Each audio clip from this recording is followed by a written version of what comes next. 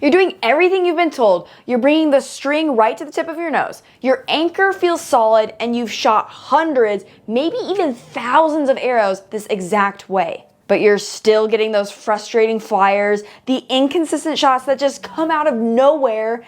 It's because there's a common mistake hiding in the string to nose technique that is quietly wrecking shot after shot. And it's a mistake even seasoned archers make without even knowing it. But today we are going to expose the #1 anchor mistake, and I will show you how to fix it for good, probably in your very next session at the range.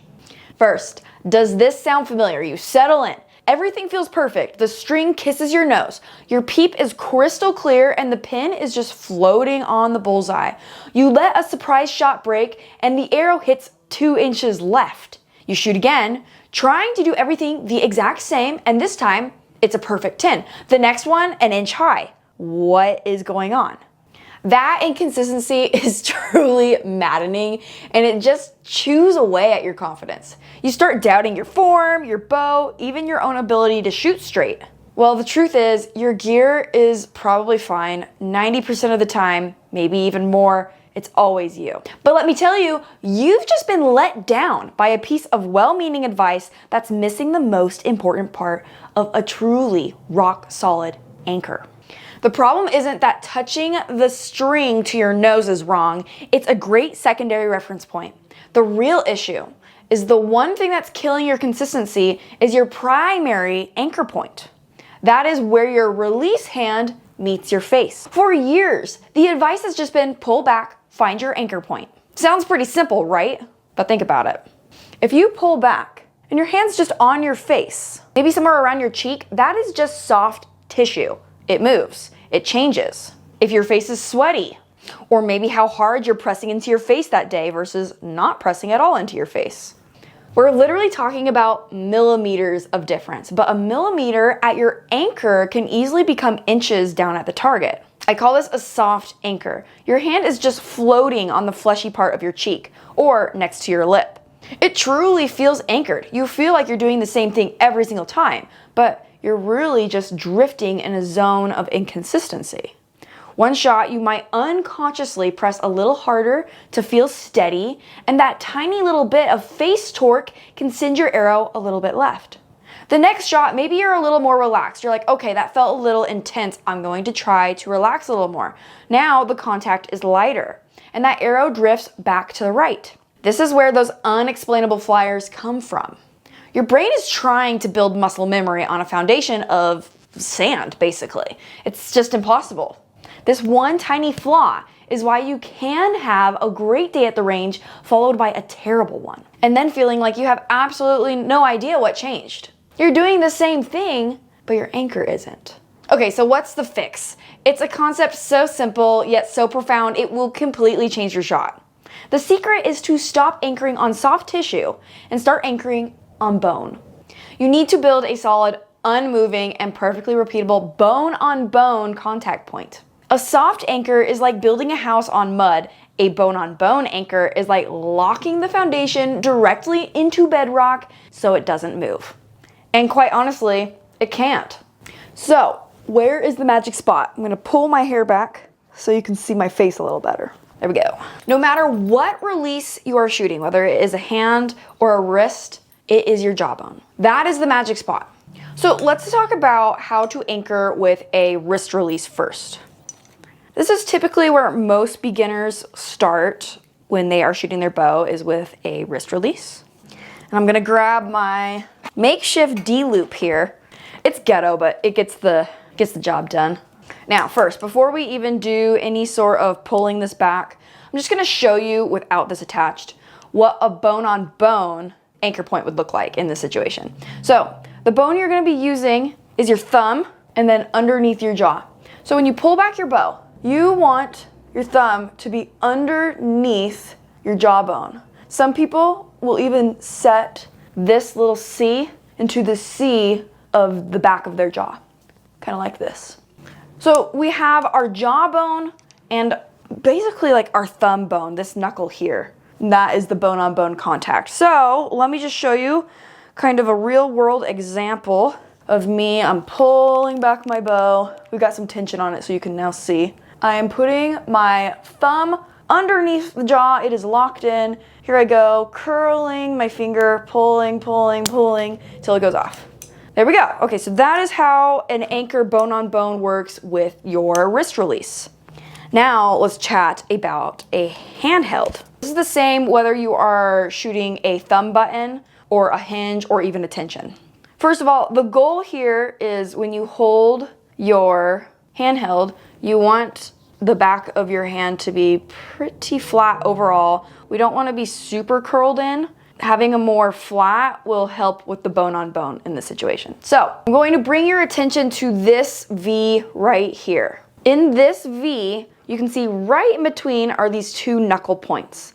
Now, this knuckle point here can slide into your jawbone. So if I take it down, we have this spot here. You can literally lock it into place. You'll see some people who maybe are too far because their draw length is too long and so they're more on their neck. There's no bone here on the neck. And you may see other people who are a little high up. This is the same problem. There's no bone on bone lock-in. So now I'm gonna show you what this looks like with just a hair more tension. If I can even get this one on, honestly. Come on now. Like, get in there. All right, that's not really working, so I'm switching to this other one. There we go. Okay, so here I am, drawing back the bow, and I find that bone on bone inside that V, and there I am. Wrap around the thumb, pull, pull, till it goes off. So the next time you have your bow, do it with your bow. Find that hard corner of the jaw. Now, make the grip you use on your release and press your knuckle right into that spot. Do you feel that? It's not vague, it's not mushy feeling, it's a distinct locked in position. And every time before you fire your arrow, especially if this is new, you should think, am I there? Am I locked in? That's the feeling you're chasing at when you're at full draw.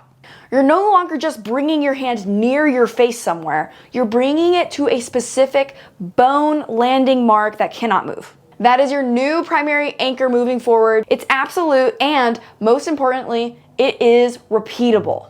All right, let's walk through how to build this into your shot. This is going to feel a little weird at first, and that's a good thing. It means you're overriding all the flawed muscle memory you've had in the past. First, your head position is everything. Stand tall, look at the target with your head in a natural upright position. Don't move your head to the string, bring the string to your face. It's okay if you slightly move in, but overall, we want to keep that head still. Second, as you draw, don't just pull back. Think about driving your release hand directly to that spot on your jaw. We don't want you to pull back and be like here, here, here, here, here. No, as you draw, think where you're going. To do that, lead with your elbow, and as you get close, hunt for that bone. Don't be shy, press firmly enough to feel the bone of your hand lock into the bone on your jaw. Lock it in, that is your primary anchor. Third, after that primary anchor is set, bring in your secondary references. Let the string lightly touch the tip or even the side of your nose, whichever is more comfortable and consistent for your facial structure. Notice how light or how hard that face pressure is. The string might also touch the corner of your mouth. Notice where that is. But overall, the foundation is that unmoving contact between your hand and jaw. Fourth, this is super important. There's a really high chance that your peep sight might be in the wrong place now. If you find yourself lifting your chin so you can see through it, or maybe your string is coming way past here just so that you can see through your peep is secondary. Your anchor must come first. So if you're not able to look through your peep anymore, it's really important that you get with your bow tech so that they can help you figure out where that peep needs to go, and there's a good chance they may have to also adjust your draw length. If your peep is not perfect, move it. All of these things are connected. Your bow has to be dialed in and your anchor needs to be set. And once you have these in the optimized spot for your body, these things will click. Do not ever compromise a solid anchor for a badly placed peep. Just move your peep. The proof, as they say, is on the target. Next time you're at the range, take your time. For the first few shots, don't even worry about aiming. Just close your eyes, draw, and focus on the feeling of that knuckle locking into your jaw. Feel how solid that is. Do it 10 times. Build the new feeling into your brain. Now, open your eyes and shoot a group. Draw lock your hand to that bone, bring the string to your nose, align and let the shot happen. What you're going to see is your groups will immediately start to shrink. Those crazy unexplained flyers will vanish. Why? Because you've finally removed one of the biggest variables in your entire shot. Every arrow is now launching from the exact same point. You aren't just hoping you're in the same spot, you know you are. Remember, it's not just string to nose, it's jaw to bone. That's the bedrock of accuracy. I challenge you to try this in your very next practice. It is going to take mental focus. You have to think about this. It's not just a natural thing that happens.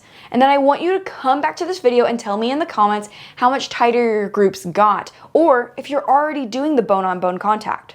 I want to hear if you had any aha moments, because this is one of those tips that can seriously change your archery journey overnight. Real consistency in archery isn't about one perfect shot, it's about being the same on every single shot. For too long, the incomplete advice of a soft anchor has been the hidden enemy of the goal. By moving from a mushy, unreliable spot on your cheek to a rock-solid, bone-on anchor on your jaw, you are finally building your shot on a foundation of stone. You're giving yourself the best possible chance to be repeatable, consistent, and more accurate than you have ever thought possible. If this helped you out, give this video a like and subscribe for more tips to make you a better, more confident archer. Now, go out there, find that anchor point, and start stacking arrows.